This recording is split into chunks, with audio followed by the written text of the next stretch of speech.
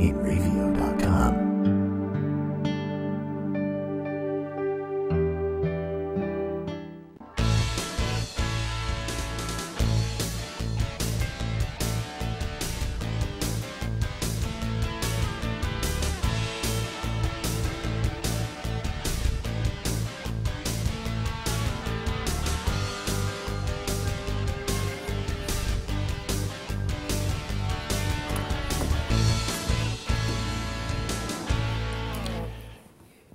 Hello again, everybody. This is Joe Larson. You're watching the 505 on Racing Show live from New York. A very wet, windy, dreary Monday night here in the Northeast, as it took quite some time to battle the weather, the flooding, the winds, and the rain, and people who just can't drive. It's like being in a 200-car Enduro on a quarter-mile racetrack. But anyway, we got not a lot of race talk, or no results basically other than the Formula One. But we're going to go right into the Formula One from the Abu Dhabi Grand Prix, where we had Lewis Hamilton was the winner there, followed by Sebastian Vettel. Max Verstappen was third. Daniel Ricciardo was fourth. Valtteri Bottas was fifth. Carlos Sainz was sixth. Charlie Leclerc was seventh, Sergio Perez eighth, Roman Grosjean was ninth, and Kevin Magnussen rounding out the top 10. The top 5 in points, as I see it now, is Hamilton, Vettel, Kimi Räikkönen, Verstappen, and Bottas rounding out the top 5. And I've always talked about how amazed I am with the Formula One racing, how they race all over the world, and to think about the logistics of that, just getting the equipment there, never mind the teams, but the equipment and everything they're going to need, because it's not like they could run down the road to the parts store and get the parts for a Formula One car. And I'm sure there's probably a parts truck there, but usually they bring their own stuff. If you ever watch the Formula One event live on TV, you'll see that if they bend or break a spoiler or nose, they just take that one off and replace it. And it's all decaled and leaded and ready to go. And it's usually that simple. However, if there's severe damage, these things are so right on the money that they're out of the race. And these things are very, very expensive to run and operate. So I just think it's interesting how they make this happen. But nevertheless, the Grand Prix Formula One cars, I'll tell you what, I would love to see them live and watch a Formula One race, because I know it in NASCAR, and I know it's some dirt events that I've gone to. It's not the same live and on TV. On TV, you're sitting there, and the cameras are following, usually the guy up front or the wreck. And if your guy is mid-pack or back, you really don't get to see too much activity. And I've always said, especially with NASCAR, is that some of these sponsors have, and I don't want to use the word kickback, but some of these sponsors are able to negotiate situations where their car or the car they're sponsoring is shown on TV a little bit more than the lesser-known sponsor. It happens. It's a fact. Hey, racing's a business just like everything else, and you want to do what's right for your business. So, when you think about that, it kind of makes sense. But to watch a race live, and I'll tell you, I've watched, I don't know how many races. I tried to figure it out one time, and I know I officiated over 6,000 events, but I don't know how many I watched. That's not, including TV. That's where I've gone, sit in the grandstand, paid a ticket, or got comped. But watching a race on live is so much different. Hey, at New Egypt Speedway, I was literally on the inside wall. I could reach out and high-five the drivers if I wanted to, but it's just so different. And if you haven't been to a live racing event, you have to go. You have to go see one. You're missing out. And it's like, when you play golf, if you play golf, watching golf on TV is worse than watching paint dry.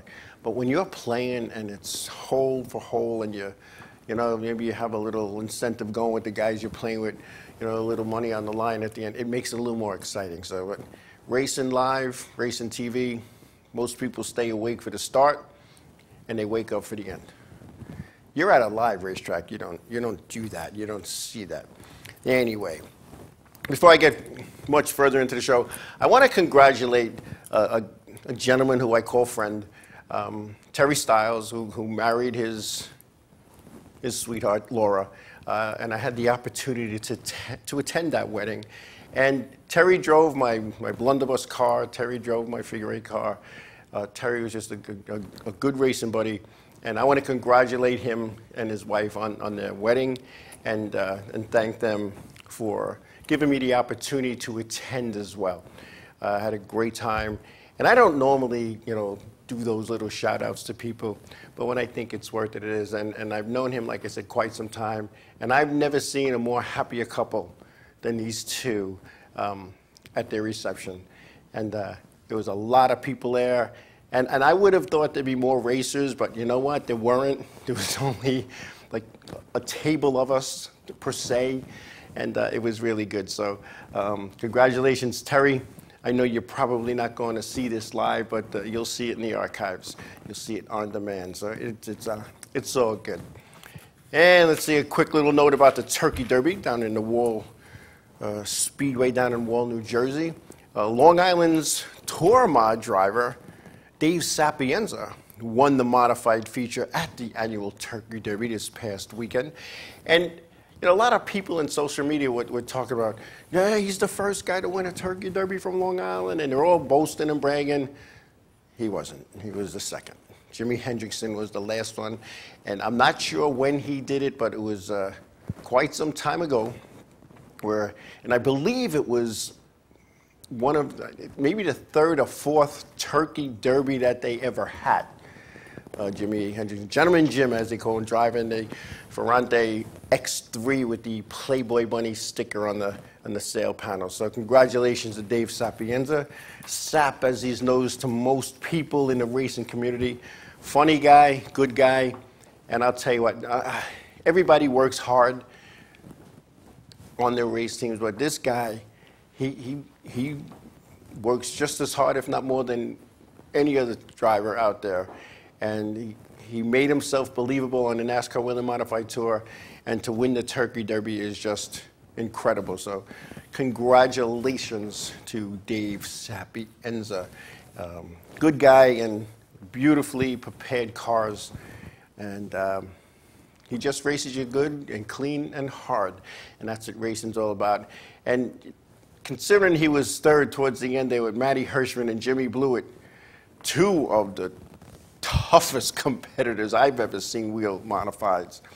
You know, I'm sure people are sitting back, his friends, his family, his crew, all right, we'll take a third to these guys, and then he pulled it off. So congratulations on that one. And speaking of driving, Monster Energy NASCAR Cup Series driver, 7-time champion Jimmy Johnson, and Formula One driver Fernando Alonso swapped cars at the Bahrain International Circuit and did some laps for publicity. Johnson is a 7-time Cup champion, and Alonso a 2-time Grand Prix Circuit champion. They got in each other's cars and drove around. Now, I'm going to say this, and no disrespect to any stock car driver, but Alonso was probably like, to him, it was just driving an American car with a 4-speed and a clutch, because after Jimmy Johnson got out of the car after turning 28 laps on the road course, he was amazed at the car's responsiveness and the G-forces that these cars put out. I would love to drive a Formula One car. I don't think anybody would have the nerve to let me do it because millions of dollars would be at stake. But Formula One car is like driving a jet, except you're on pavement. So yeah, that must have been fun. And Jeffrey Earnhardt, he will compete in a nine-race Xfinity Series scheduled for Joe Gibbs Racing in 2019, with sponsorship from Extreme Concepts Incorporated, a worldwide leader in providing turnkey solutions for the United States government. Now look at that. A government company, not owned by the government, but a government company that makes stuff for the government, is a sponsor on an Xfinity Series team. Now, think about this. And you know how I am with the return of the sponsorship dollar. Here's a company that you and I are not going to go to this place and say, hey, we need some turnkey solutions for our business. Will you come to us? They don't do that. They do it strictly for the government. Now, will that change down the road? This is what they're leaning to, a change in the way they do business? We'll see. But it's interesting. And I always talk about the non-traditional sponsor, and this is one of them. This is the non-traditional sponsor that you would see on a car. 9-race deal. You know what happens with 9-race deals. They usually become 11-race deals. Usually come next year a full season. So this is good. This is good. A new sponsor, a new company, a new team coming out. And, you know, Joe Gibbs Racing, they do the right thing there. They develop talent. And I'll tell you, I know I've said this, I had the opportunity to sit and talk racing with Joe Gibbs on more than one occasion. And the coach is a gentleman. And I'll never forget sitting there at New Hampshire, and I said, Coach, when you left the Redskins, when you went into the owner of the Redskins and said, I'm leaving, I'm retiring from coaching football, and you shook hands and you went out the door, and you're in that hallway, what went through your head? And he said to me, I said to myself, what did I just do? He goes, and then somebody talked me into getting involved with NASCAR, and it's been awesome ever since. Very religious man, and he had the faith that everything would work out for him, and it did. So he's doing very well in the NASCAR world. It's not easy. And a little more on the NASCAR. NASCAR President Steve Phillips has stated a desire to strengthen the bonds between the sanctioning body, NASCAR, and the short track industry. Now, with the K&N Pro Series and the acquisition of ARCA, NASCAR needs to build up interest in the short tracks. And that's big, because that's the grassroots of racing, the short tracks. Now, during racing's heyday, as they call it, the modern era, not the 40s, 50s, and 60s, but in '72, when it became called the modern era, with structured schedules, and they went from 50 or 60 races annually to 36. R.J. Reynolds came on board, tobacco company, and through its Winston brand, calling it the Winston Cup and the Winston Racing Series, they were very involved with short track racing, and their sponsorship in NASCAR covered from Cup right to the guy who's in the entry-level division at his local racetrack. NASCAR visited those tracks back then. When I say NASCAR, the higher-ups.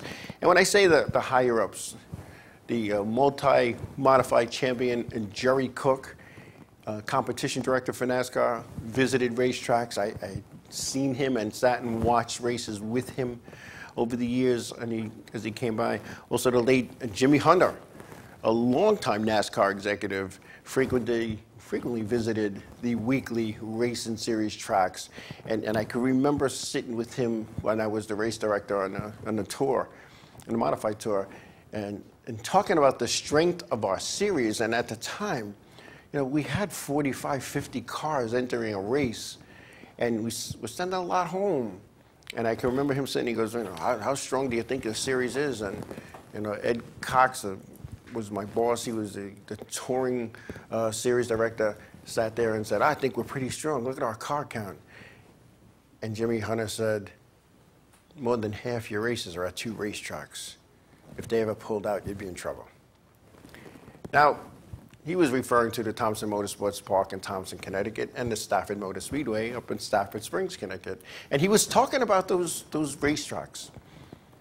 And Yeah, they've cut back. They still have their 3 events. But if you think about what he said, yeah, he was right. And we were doing very well in the tour. We had, 23, 24 races. But he was right. We had 5 at Thompson and 5 at Stafford and a couple at Waterford and a couple down on Long Island at Riverhead. And there wasn't a lot of other places, We weren't doing, I think that was the first year we did Martinsville.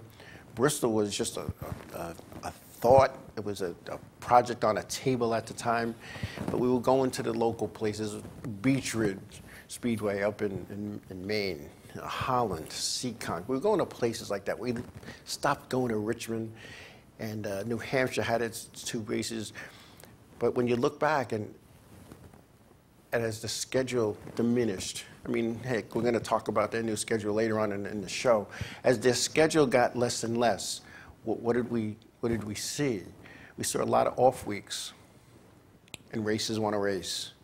So what did those racers do? Those racers went to other racetracks and other series. And that's something NASCAR, I think, with taking a bigger look at the short tracks, I think they need to take a look at that. And I think they need to realize that, yeah, we need to go back to these places. We need to go back to the grassroots. We need to go back what built this organization in 1948, before there were super speedways, before there were 2 miles racetracks, and before there were these cookie cutter 1.5 miles. NASCAR is going to take a look at that. Trust me, with this new president, Steve Phillips, who is the uncle of the France person, Brian, who resigned to take care of his situation or the problem he's in. Anyway, we're going to take a break, and when we come back, we're going to talk about the NASCAR Whelen modified schedule and how that looks, as well as some other things when we come back.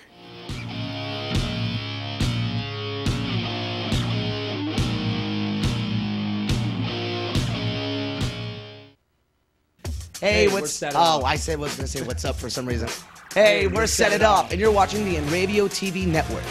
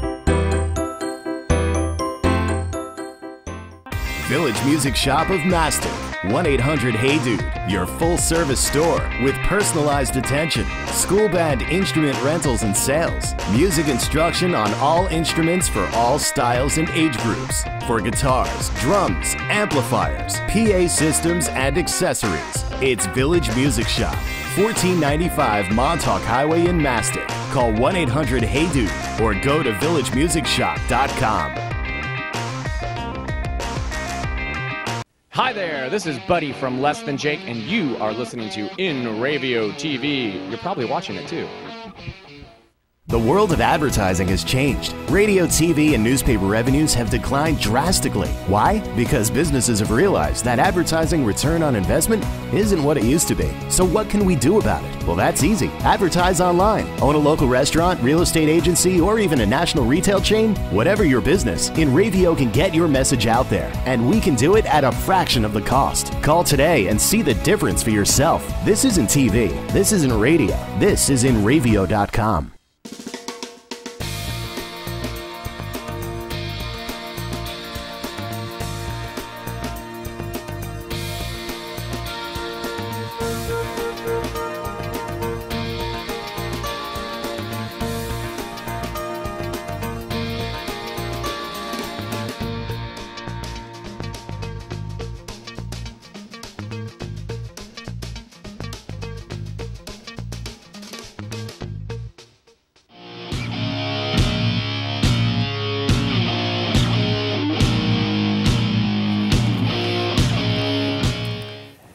Welcome back, everybody. Welcome back. You see, we have some returnees in our chat room, so I want to thank you for returning. And of course, we have our regulars. Welcome. And before I move on, I just want to say I hope everybody had a nice Thanksgiving, and the things we need to be thankful for. I hope we took the time out of this Thanksgiving celebration to see what we have. A lot of times we complain and moan and groan about what we don't have, myself included. I hope this Thanksgiving that people sat back and they sat down and they held hands and they said, wow, I'm one lucky SOB, because we are lucky. And I had a different type of Thanksgiving this year. I felt like I was going into a place where I knew nobody. I knew most, but by the end of the day, and I'm going to say not even by the end of the day, it was like I had never missed a Thanksgiving with this group of people. So thank you.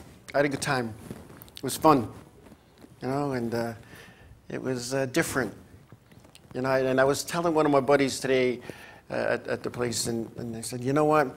You know, when you go to somebody else's home for Thanksgiving, the traditions are different. The food is a little different. Different people, different stories, you know, and it's all good. And racing's over, per se. And if you go with a bunch of race people or race buddies, and which I have done in the past, you sit there and you talk racing. But when you're with your family, like your brothers and your sisters and your nieces and nephews, you talk about the old family days. But when you're with people that you kind of just met and you're breaking bread in their home, you have an opportunity to get a whole new perspective. So again, I want to thank you. Anyway, the 2019 NASCAR Whelen Modified Tour schedule was released, and there's a couple of additions. And when we look at this schedule, it's kind of like what it's had in the past. And they're going to open up their season at Myrtle Beach Speedway in Myrtle Beach, South Carolina on March 16th. They'll be in South Boston on March 30th, the Thompson Motorsports Park on April 7th, April 28th, the Stafford Motor Speedway in Connecticut, then down May 18th down to the Wall Township Speedway in Wall, New Jersey, then back up to Massachusetts for Seekonk, and then we'll be at Thompson on the 5th. Seekonk will be on the 1st, and Riverhead, Long Island, will be July 6th. The 19th will be at the New Hampshire Motor Speedway up in New Hampshire, obviously a non-points race. It'll be the All-Star race as part of a Cup weekend. And then we'll be in New Hampshire on the 20th for a nice event. And then August 2nd, the Stafford Motor Speedway back there. Back to Thompson on August 14th. Oswego, way upstate New York, where the next stop is Canada, practically, on August 31st. Back to Riverhead, September 7th, and New Hampshire 250 for the ground pounders will be on September 21st. Then we have the fall final, the Stafford Motor Speedway on September 29th, and then we end with the World Series at the Thompson Motorsports Park on October 13th. So it should be an interesting year for the NASCAR Whelen Modified Tour. And you know, I look at this schedule and I say, you know, where's Martinsville? Where's Bristol? Where's Richmond? Some of those places. Where's the road course race? New Jersey Motorsports Park, Watkins Glen, Lime Rock. And I know when in talking to some of the higher ups in NASCAR about the road course, they don't want to just have one, because it's a lot of work for the teams to turn their cars over from oval to road course, because in oval you're making lefts only. And you go up to a road course, it's left, it's right, it's left, it's right. And they want to have two of those, and I understand that thought process. Then they want to have two in a row, not 2 weekends in a row maybe, but 2 in a row. And that makes a lot of sense to me. I'm sure if something were to come out and there's an opportunity, I don't think anybody would have a problem adding those races to his schedule. You know, I don't though. I don't think so. But you know, it's a good schedule. It's anytime you can get a new venue. You know, the Southern Modified Tour ran at South Boston. I had the opportunity to work a race there or two at South Boston, also with the K&M Pro Series. South Boston, that's one of those way back when NASCAR started racetracks. And when you see the names above the grandstand, you're like, wow, that's just how far it goes back. So it sure will. It sure will be a fun time, a fun time. And yes, yes. You know, as I said earlier, racing's kind of over. We're getting into the awards banquets, trade shows, things of that nature. Preparing for 2019, as you see, there's been some announcements going on what's going on in 2019. But on December 6th, most of the racing world will head to Charlotte, North Carolina for the Touring Series banquet. Every Touring Series there is, below the top three, which is Cup, the Xfinity Series, and the Camping World Truck Series, the Touring Series, the Modifieds, the K&M Pro Series East and West, the NASCAR Europe, the Canadian Series, the Mexico, NASCAR Europe. They have an annual banquet down in Charlotte, and it's this weekend. Other race teams will be heading to Indianapolis for the annual PRI show. Now, buyers from 50 states and 70 countries will head to Indy to prepare for 2019. NASCAR, as well as other racing groups, will send teams to represent their series. This year, NASCAR is sending a rookie team from the K&M Pro Series East, the 74 Visconti Motorsports, and its driver, Brandon McReynolds. In speaking with team owner, I should say team owners, John Visconti and his lovely wife, Marie, they are looking at this opportunity as an honor to represent not only the K&N Pro Series, not only NASCAR, but their rookie team who set the season, they set the series on fire. They had that win, and for the top five, a couple of top fives, they didn't show up in the K&M Pro Series to turn laps. They came into the series to turn heads, and they did. And to be picked by NASCAR as the team to represent NASCAR at PRI is big. So congratulations, JV, Marie. I wish I could head out there. There's just so many weekends in a year. And I'll tell you what, it would be an honor to be able to see you there. It's an honor to show off your team, to show off your stuff, represent your sponsors, hand out information, promote your series, promote NASCAR, and promote yourselves. They don't just pick anybody for these things. NASCAR does its homework. The powers to be sit in the closed room and say, all right, who are we going to send? Who's going to represent NASCAR the way we want it to be represented? Let's take a look. And I've been involved with these kind of meetings. Who do you think would be a good fix for this? You know, we got this guy from Long Island. He started this team, and they did very well. Just missed out. Brandon Reynolds was second in Rookie of the Year point standings. Let's give them the opportunity. And I'll tell you what, you give JV and Marie an opportunity to do something, to show off, as they say, and I say that with all due respect. They're gonna put on a show at this PRI show. Let me tell you. So congratulations on being chosen for this honor, the Visconti Motorsports team, and it'll be good. It'll be a good show. It'll be a real good show. And speaking of NASCAR, Tommy Baldwin Racing. Tommy Baldwin Racing will be returning to the Monster Energy NASCAR Cup Series in 2019 in select races. Their first race will be the Daytona 500. It's like the Super Bowl of racing. Baldwin is looking to start, first in 2019. building upon his past experiences and the fact that the schedule in 2019 is going to fit them in such a way that hopefully 2020 they'll be ready to go full time.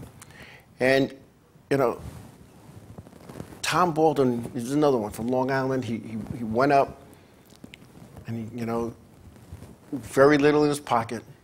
He had a lot of heart. He had a lot of help. And I know a lot of his crew was volunteer when they first started coming up, and they did the right thing and they got to the right places. And he went up there humble, or I should say down there, humble. And he took some time off. Got to regroup. You got to do some things. But Tommy Baldwin and TBR coming back in 2019, that's big. Because 2020 is only going to be bigger. And I'm sure, I mean, I'm not privy to what goes on behind closed doors at TBR, but I'm sure there's a driver already picked or in mind. They're just working out the paperwork. And I'm sure that there's some sponsors that have been negotiating and talking. And knowing Tommy, he's not just going to take the first guy that comes in with a check. It's got to be a good fit for both. A lot of teams will do that. You know, I'm Acme Corporation. I'll sponsor your team. Here's $20 million. And then there's, you know, well, I thought I'd get more of a return.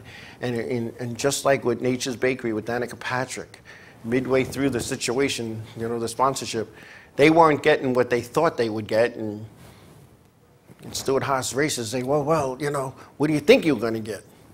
And they parted ways and the courts had to work it out. So it should be an interesting 2019, and I'm looking forward to one in 2020 because I think there's going to be more going on in 2020 than 2019. Just my opinion, because that's just the way it is, just the way it is. And NASCAR isn't the way it used to be either. When you look at some of the stuff going on in NASCAR, you have a whole different group of people running the show.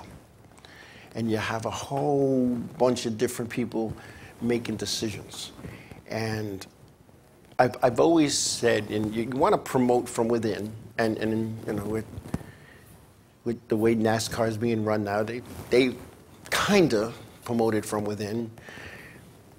But you have to promote, and this is just Joe's opinion, you have to promote from within from somebody knowledgeable with the sport, the business of the sport or the sporting business. And when you have that, you have to have higher-ups who aren't afraid to walk through the garage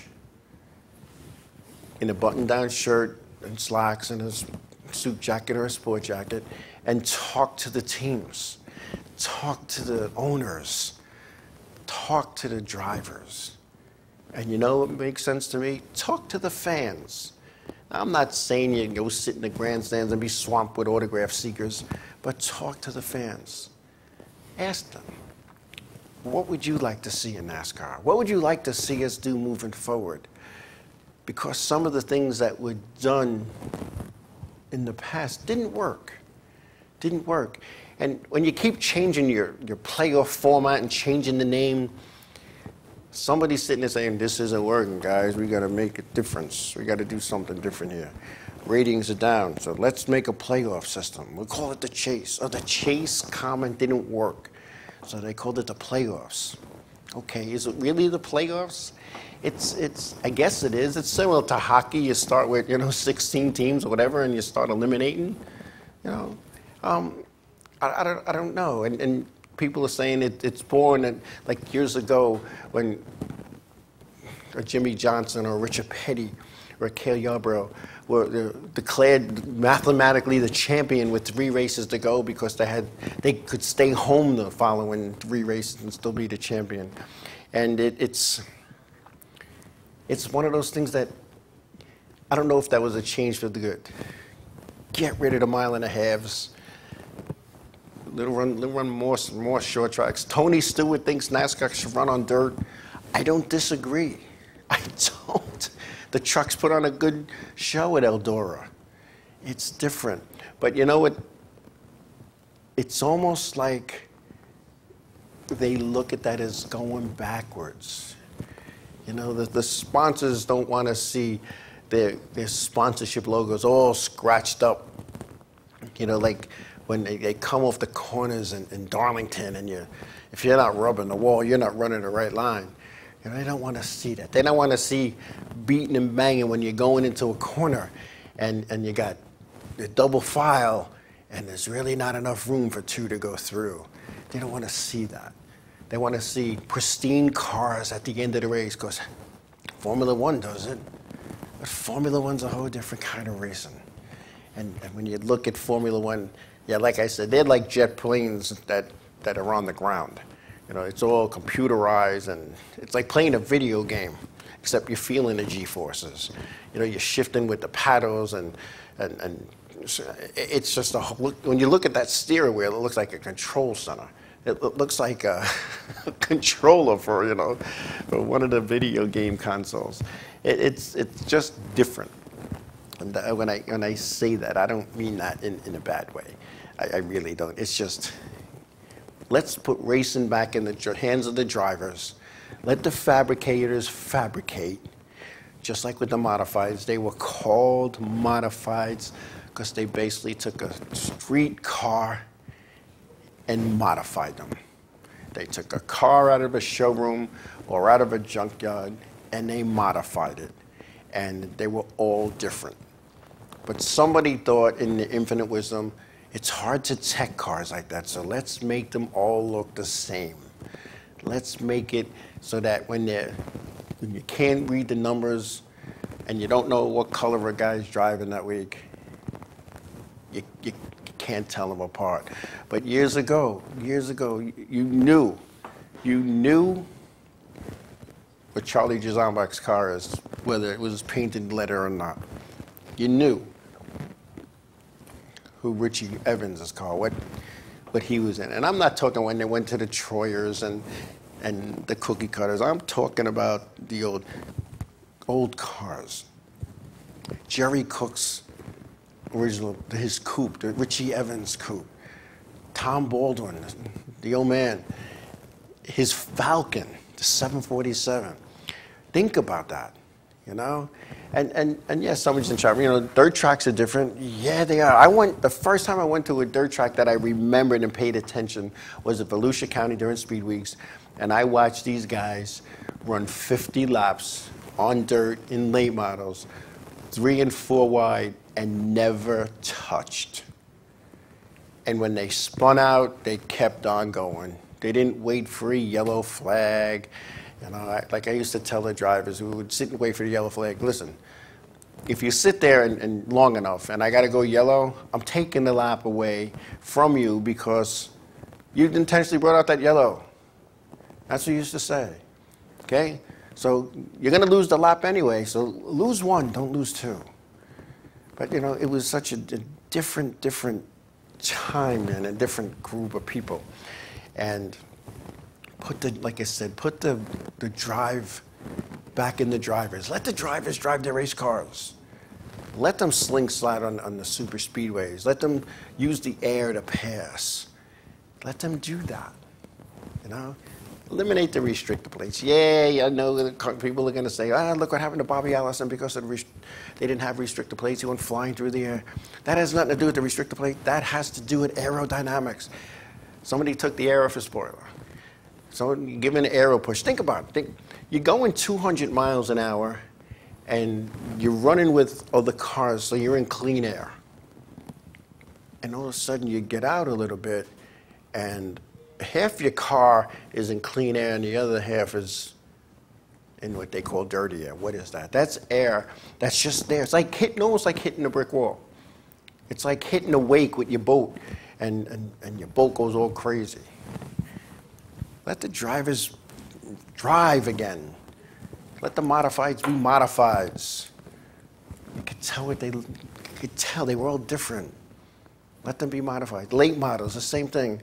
They're called late models because they were supposed to be modeled after the later model cars that are out today.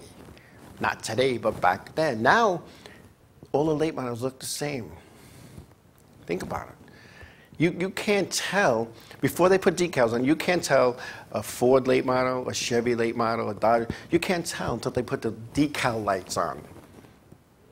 Think about it. Same thing with the Cup Series and the Xfinity. You can't tell. And like the Toyota Camry.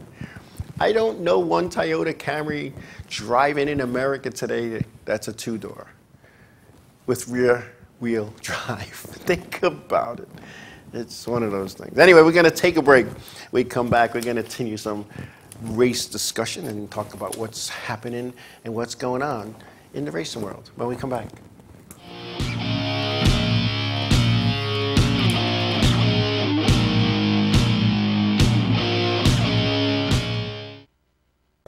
Hi, I'm Remington. I'm Emerson. And I'm Sebastian. We're Palais Royale, and you're watching Inravio TV. There we go. The world of advertising has changed. Radio, TV, and newspaper revenues have declined drastically. Why? Because businesses have realized that advertising return on investment isn't what it used to be. So what can we do about it? Well, that's easy. Advertise online. Own a local restaurant, real estate agency, or even a national retail chain? Whatever your business, Inravio can get your message out there, and we can do it at a fraction of the cost. Call today and see the difference for yourself. This isn't TV. This isn't radio. This is Inravio.com. Hey, this is Chris Less Jake, and if Inravio.com spots you at an event wearing this bracelet, they will give you $100.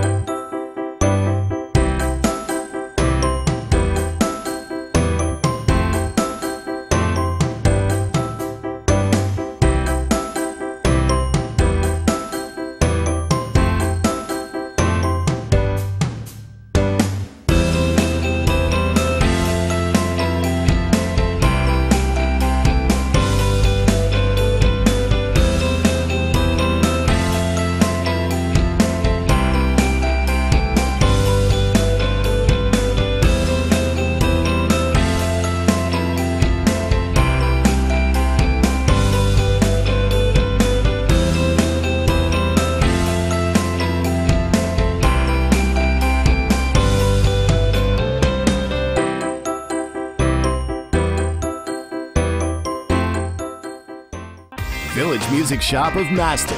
1-800-HEY-DUDE, your full-service store with personalized attention, school band instrument rentals and sales, music instruction on all instruments for all styles and age groups, for guitars, drums, amplifiers, PA systems, and accessories. It's Village Music Shop, 1495 Montauk Highway in Mastic. Call 1-800-HEY-DUDE or go to villagemusicshop.com. Hi, this is Mike Jarecki from My Race News, and you're watching the Inravio TV network.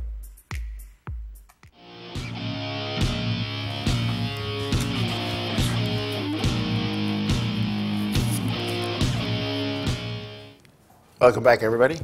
So we got a lot of off-season stuff that's going to be going on, and Smoochie Dip.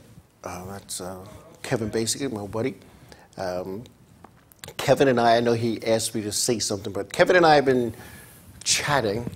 Kevin, as many people know, has a Long Island Vintage modified, and we've been speaking about me having the opportunity to do some laps in that here on Long Island at the Riverhead Raceway. And, you know, it's a commitment, and we really haven't sat down. We haven't really sat down and talked out the details, and pardon me for cracking up because I'm reading the chat room. And yeah, it's a race a month, and they put on a good show. We'll see. We'll sit and talk. It's more to, and with any racing, with any driver-owner relationship, it's more than just saying, I'll drive. You know, then there's the logistics. How are we getting it there? Who's going to fix it if I wreck it? Where are we storing it? Who's going to buy tires? You know, and I go into these deals, these situations, and you know, in as much as I'd love to go racing, I have to be realistic. When the season starts, I'll be 61 years old, and I have a lot of metal where there used to be bone. And, and those who know me know what I'm talking about. So, you know, getting into that, yeah, it'll be fun, it'll be interesting, but you got to work out details. So it's good. And I see that, you know, Mighty Mike Mortimer, 14 late model who hasn't raced in his late model for quite some time, is also a consideration for that. And it'll be interesting. So, you know, Kevin, we'll sit and talk, and it's all good. And it could be fun. It could definitely be fun. But, you know, when you think about the vintage modifieds, and not just online, everywhere, you have near the New England area racers, and there's so many of them, and I wasn't really prepared to talk about vintage racing, but when you look at some of these cars, and I've seen them race at Waterford, I've seen them race at Lime Rock, Riverhead, down in Pennsylvania, I've seen them racing in a lot of places, and you know it's nice.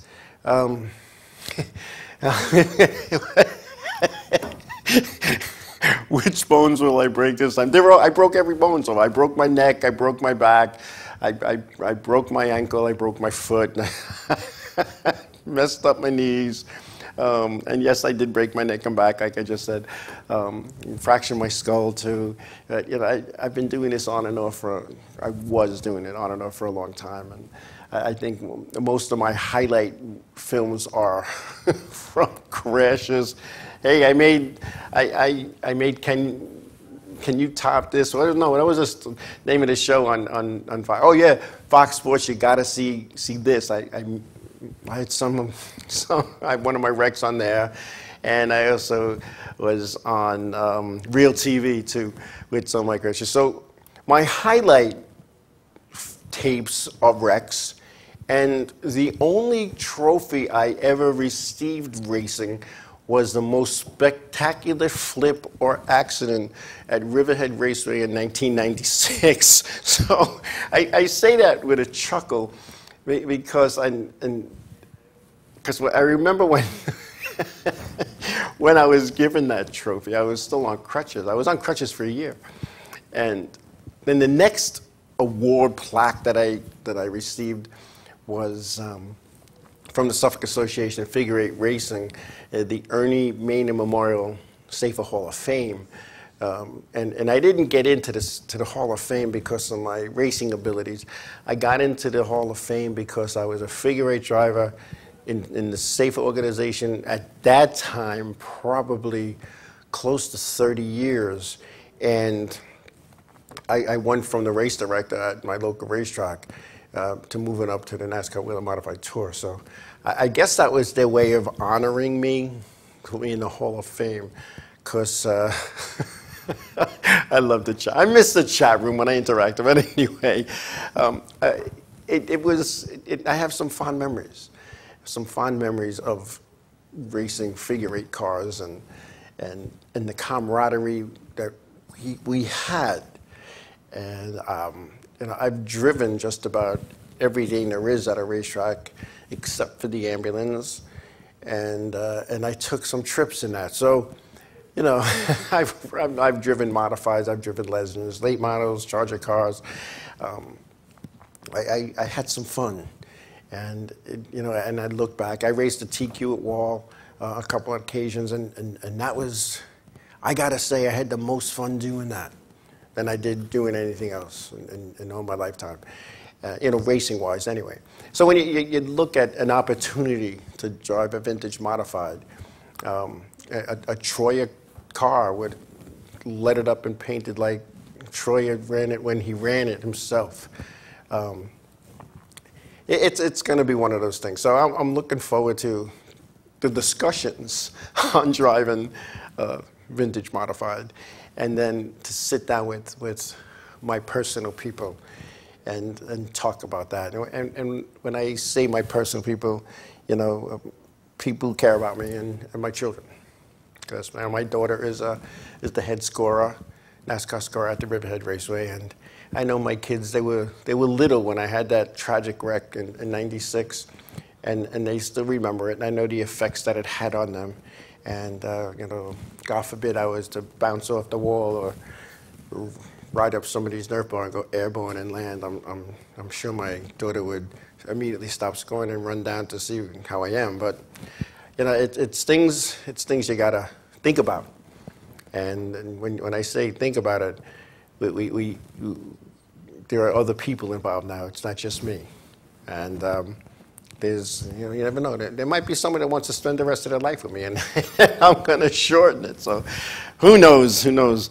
Life is good, and there's a lot of good friends out there, and I definitely will chat with them before I do the Jersey contract, as they say in Jersey Boys, where you shake hands and you're good to go. And my good friend Winnie, I'll tell you, keep it at the discussion level. And I watched the first time I saw a vintage race at Riverhead. I thought it was going to be like some other vintage things, where all the drivers have a meeting and they go, okay, you're going to just ride around the track, going to put on a little show. Oh, and car 12, it's your turn to win. So you're going to stay in the back, and with like 2 or 3 to go, you're going to start passing cars at will, and you're going to win, okay? And car number 19, you're going to win next week. And I'm thinking that's how it is. And then I see Don Howe go to Riverhead and tear up the place. He was driving like he never got out from his championship form. And I was like, well, wait a minute. These guys are really racing. They're turning 12-second laps here.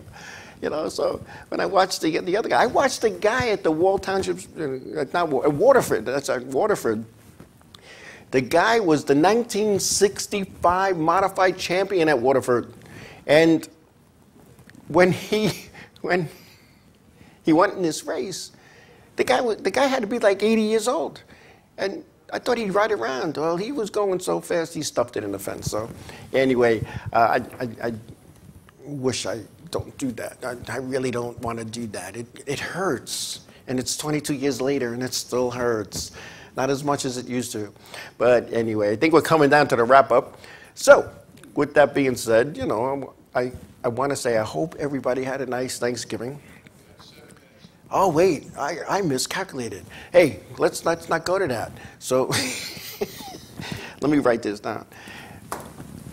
Going back to vintage racing, when you think of this vintage racing, the fans love it because they see the cars the way they used to be. And let's face it, a lot of people that are in the chat room and a lot of people that I know watch the show, and then they love that old stuff. Hey, the K&N Pro Series had a throwback race where the cars were painted and lettered and decaled and sponsored like it was back then, back in the 60s and the 70s. And that's how these vintage cars are. They look identical. If you got a picture and matched them all up, it's almost the same. And I know the teams that are involved in vintage racing across the country, and just doing some of my homework, they take this very serious. They race like they're racing for $1 million to win. They help each other, and it's funny to watch them help each other in the pit area, the garage area, and then once they go on the racetrack and they go green, there's no help. There's no help. It's a beating and a banging and a pushing and a shoving. They don't wreck anybody deliberately because it's hard to get parts, and I'm sure a lot of these parts need to be fabricated. But when you look at this stuff, you look at how it was. Hey, wow, and not only modifieds. I was looking at some pictures the other day, and I'm looking at some pictures from Tony Urbina, who is with Team Penske now, and I helped on his late model in Riverhead, and I believe it was 93, 94. And I looked at the people that were, and who no longer goes racing, who's here, who's there, and then I looked at some of the sponsors on the cars. I was like, wow, that's right. That company sponsored a car back then. Hey, this guy sponsored a car back then. And you're like, wow, maybe they want to get re-involved, It's one of those things that you think back on. You can say a sponsor name. Who's the sponsor? XYZ company. Who drove their car? Bam. You could name a person. Like Jerry Cook, Richie Evans, Charlie DeZombach. Fred Harback, the late Fred Harback, when he raced, his main sponsor was TNA Auto Body, his own place. You know, they did it on their own, and I'm talking about mostly Long Island guys, because I didn't watch the modifieds up in New England, up at the SKs, up in Connecticut, Massachusetts. I wasn't a modified fan. I was a figure eight guy, and I put my car on the line. I'd go watch the start, and okay, gotta go get strapped in, and you go get strapped in, and I really didn't watch modified races, and forgive me, until I became an official. I had to pay attention now. I had to pay attention to the races. I had to pay attention to who was who. I didn't know who was who. I knew some of the names. I can remember watching the old All-Star races at Ice Speed, but I was a kid. I went to the race when I was a kid to see crashes. I talked more about the crashes. But, you know, I look at racing today. It's not the same as it was. And gosh darn it, I remember being a young guy in my teens, my 20s, and there'd be two old guys sitting next to me, and they'd have their big flannel coats on and their hats, and they'd have their arms folded. Hey, Jim, remember back in my day, they didn't do that, right? And I said, I hope I'm not that guy. And I became that guy. I'm those guys back in my day. You know, we were sending sometimes more cars home than raced, because racing was affordable back then. Payoffs were a lot better than they are today. And the cost to build a modified back in the 70s was about, if you had the best of the best, maybe $12,000, $13,000. No more. Your motors are 40. To get a rolling chassis is about $50,000. You need $100,000 to go modified racing. For what? You're not making any money. And I know, and I talk to drivers who race in so many other divisions, and they say to me, I'm not here for the money. Maybe you're not, but you don't want to mortgage your house to go racing either. So anyway, so, you know, when you look at that, it's something to think about. And like any other fun thing, whether you have a boat, whether you go hunting, whether you play golf, there's an expense associated with that. So anyway, enough of that. So again, I hope everybody had a nice Thanksgiving. I hope the Black Friday sales were good to you. I hope Cyber Monday today was good to you. The holiday season is quickly upon us, and it's a great time to remember people. And it's a great time to think about past holidays and our friends who are no longer with us, and our family who are no longer with us. And don't be saddened by that. Keep the good times in your heart. Remember all those good times, because that's what keeps you going. And if you have the memories in your heart, that person's not really gone.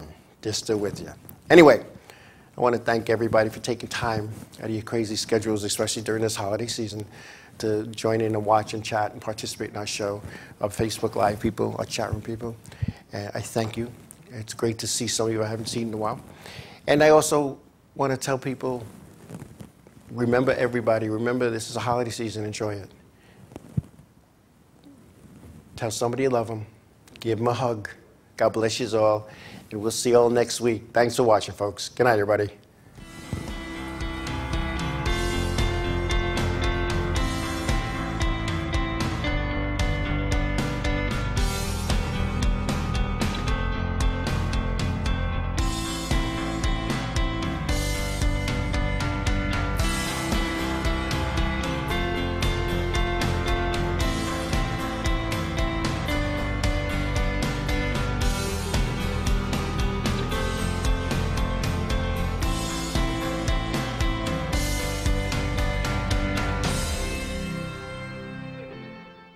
Inravio.com.